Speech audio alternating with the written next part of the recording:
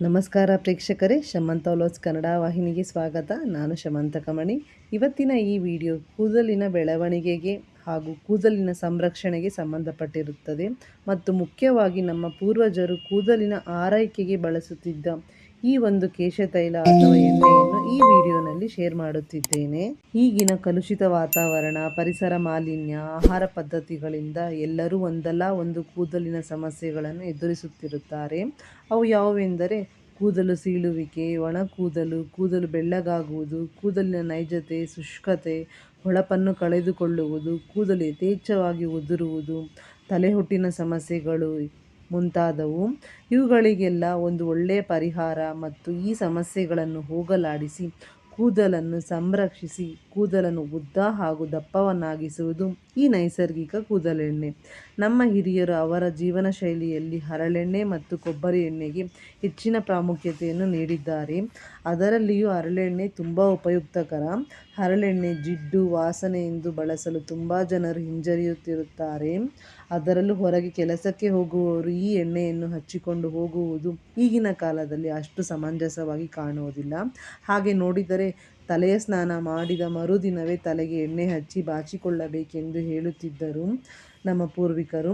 ಆದರೆ ಈಗಿನ ಜೀವನ ಶೈಲಿಯಲ್ಲಿ ಅದು ಸಾಧ್ಯವಾಗುತ್ತಿಲ್ಲವಲ್ಲ. ಆದ್ದರಿಂದ ಈ ಎಣ್ಣೆಯನ್ನು ತಲೆ ಸ್ನಾನ ಮಾಡುವ 4 ರಿಂದ 5 ಗಂಟೆಗಳ ಮುಂಚೆ ಇಲ್ಲವೇ ಹಿಂದಿನ ದಿನದ ರಾತ್ರಿ, ಇಲ್ಲ ಅಂದರೆ ಒಂದು ದಿನದ ಮುಂಚೆ ಹಚ್ಚಿ ರಜಾ ದಿನಗಳಲ್ಲಿ ಭಾನುವಾರದಂದು ಸೆಲ್ಫ್ ಕೇರ್ ಅಥವಾ ಸ್ವ ಆರೈಕೆಗೆ ಮುಡಿಪಾಗಿಟ್ಟು ಈ ಎಣ್ಣೆಯನ್ನು ಹಚ್ಚಿಕೊಂಡು 5 ಗಂಟೆಗಳ ಬಳಿಕ, ಸಾಧ್ಯವಾದರೆ ಒಂದು ದಿನದ ಬಳಿಕ ತಲೆ ಸ್ನಾನ ಮಾಡಿರಿ. ಈ ಎಣ್ಣೆಯನ್ನು ತಯಾರಿಸಲು ಮೊದಲಿಗೆ ಶುದ್ಧವಾದ 200 ಮಿಲಿಲೀಟರ್ನಷ್ಟು ಹರಳೆಣ್ಣೆ ಮತ್ತು 150 ಮಿಲಿಲೀಟರ್ನಷ್ಟು ಕೊಬ್ಬರಿ ಎಣ್ಣೆಯನ್ನು ತೆಗೆದುಕೊಳ್ಳಬೇಕು.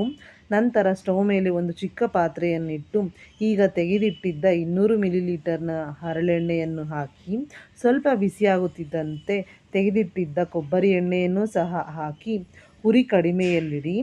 2 ನಿಮಿಷಗಳ ನಂತರ ಎಣ್ಣೆಯಲ್ಲಿ ಗುಳ್ಳೆಗಳು ಅಥವಾ ಬಬಲ್ಸ್ ಬರಲಾರಂಭಿಸುತ್ತದೆ. ಕುದಿಯಲು ಶುರುವಾಗಿದ ತಕ್ಷಣ ಸ್ಟವ್ನಿಂದ ಕೆಳಗೆ ಇಳಿಸಿ. ಈಗ ಎಣ್ಣೆಯಲ್ಲಿರುವ ಬಬಲ್ಸ್ ಪೂರ್ತಿಯಾಗಿ ಹೋಗಿ ತಣ್ಣಗಾಗಲು 15 ನಿಮಿಷ ಬಿಡಿ. 15 ನಿಮಿಷಗಳ ಬಳಿಕ ಈ ರೀತಿಯಾಗಿ ಕಾಣುತ್ತದೆ. ತದನಂತರ ಗಾಜಿನ ಸೀಸೆಯಲ್ಲಿ ಇಲ್ಲವೇ ಯಾವುದಾದರೂ ಸ್ಟೋರೇಜ್ ಬಾಕ್ಸಿನಲ್ಲಿ ಸ್ಟೋರ್ ಮಾಡಿ. ಎಷ್ಟು ದಿನಗಳಾದರೂ ಸಹ ಚೆನ್ನಾಗಿರುತ್ತದೆ. ಇದು ಸಸ್ಯಜನ್ಯ ಎಣ್ಣೆ, ಅಂದರೆ ಸಸ್ಯಗಳಿಂದ ಉತ್ಪತ್ತಿ ಮಾಡಿದ ಎಣ್ಣೆಯಾಗಿರುತ್ತದೆ. ಈ ಎಣ್ಣೆಯನ್ನು ಸರಿಯಾದ ಕ್ರಮದಲ್ಲಿ ನಿಯಮಿತವಾಗಿ ತಲೆಗೆ ಹಾಗೂ ಕೂದಲಿಗೆ ಹಚ್ಚುವುದರಿಂದ ಕೂದಲನ್ನು ಕಪ್ಪಾಗಿಸುತ್ತದೆ. ನೈಸರ್ಗಿಕವಾಗಿ ಕೂದಲ ಬೆಳವಣಿಗೆ ಕಾಣಬಹುದು. ತಲೆಗೆ ಹಚ್ಚುವುದರಿಂದ ರಕ್ತ ಪರಿಚಲನೆ ಅಥವಾ ಬ್ಲಡ್ ಸರ್ಕ್ಯುಲೇಷನ್ ಚೆನ್ನಾಗಿ ನಿರ್ವಹಣೆ ಮಾಡಲು ಸಹಾಯಕಾರಿಯಾಗಿದೆ.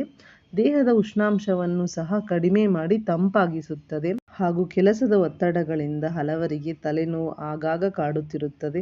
ಈ ಸಮಸ್ಯೆಗೂ ಸಹ ಈ ಎಣ್ಣೆ ಬಹಳ ಪರಿಣಾಮಕಾರಿ ಎಂದು ಹೇಳಬಹುದಾಗಿದೆ. ಕೂದಲ ಸೀಳುವಿಕೆಯನ್ನು ಸಹ ಸರಿ ಮಾಡುತ್ತದೆ. ಒಣ ಕೂದಲಿಗೆ ತೇವಾಂಶವನ್ನು ನೀಡಿ ಶುಷ್ಕತೆಯನ್ನು ಸಹ ಕಾಪಾಡುತ್ತದೆ. ಕೂದಲ ಹೊಳಪನ್ನು ಮರುಕಳಿಸಿ ಹೊಳಪಿನಿಂದ ಕೂಡಿರುವಂತೆ ಮಾಡುತ್ತದೆ. ಅಷ್ಟೇ ಅಲ್ಲದೆ ತಲೆಯಲ್ಲಿ ಹಲವರಿಗೆ ತುರಿಕೆ ಹಾಗೂ ನವೆಯ ಸಮಸ್ಯೆ, ಹೊಟ್ಟಿನ ಸಮಸ್ಯೆ ಕೂಡ ಇರುವುದು. ಅದನ್ನು ಕೂಡ ಸರಿಪಡಿಸುವಲ್ಲಿ ಇದು ಸಹಾಯಕಾರಿಯಾಗಿದೆ.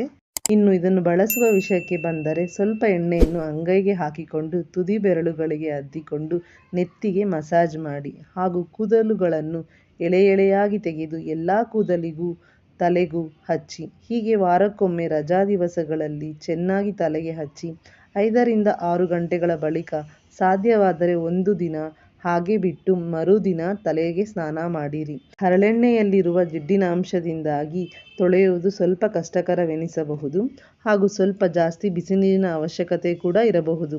ಆದ್ದರಿಂದ ಆದಷ್ಟು ಸೀಗೆಕಾಯಿ ಪುಡಿಯಿಂದ ತಲೆಯನ್ನು ತೊಳೆದು ಸ್ನಾನ ಮಾಡಿ. ಹೀಗೆ ಮಾಡುತ್ತಾ ಬಂದರೆ ಆಗಲೇ ತಿಳಿಸಿದ ಎಲ್ಲ ಪ್ರಯೋಜನಗಳು ಸಹ ಸಿಗುತ್ತವೆ ಮತ್ತು ಮುಖ್ಯವಾಗಿ ಕೂದಲು ಕಪ್ಪಾಗಿ ಸೊಂಪಾಗಿ ಕಾಣುತ್ತದೆ. ಈ ವಿಡಿಯೋ ನಿಮಗೆ ಉಪಯುಕ್ತಕರ ಹಾಗೂ ಮಾಹಿತಿಕರ ಎನಿಸಿದರೆ ಮತ್ತು ಈ ವಿಡಿಯೋ ನಿಮಗೆ ಇಷ್ಟವಾಗಿದ್ದಲ್ಲಿ ಲೈಕ್ ಮಾಡಿ. ಮತ್ತಷ್ಟು ವಿಡಿಯೋಸ್ಗಾಗಿ ಚಾನಲನ್ನು ಸಬ್ಸ್ಕ್ರೈಬ್ ಮಾಡಿಕೊಳ್ಳಿ. ಈ ವಿಡಿಯೋ ಬಗ್ಗೆ ನಿಮ್ಮ ಅನಿಸಿಕೆ ಅಭಿಪ್ರಾಯಗಳನ್ನು ಕಮೆಂಟ್ಗಳ ಮೂಲಕ ಶೇರ್ ಮಾಡಿ ಹಾಗೂ ವೀಕ್ಷಣೆ ಮಾಡಿದ್ದಕ್ಕಾಗಿ ಧನ್ಯವಾದಗಳು.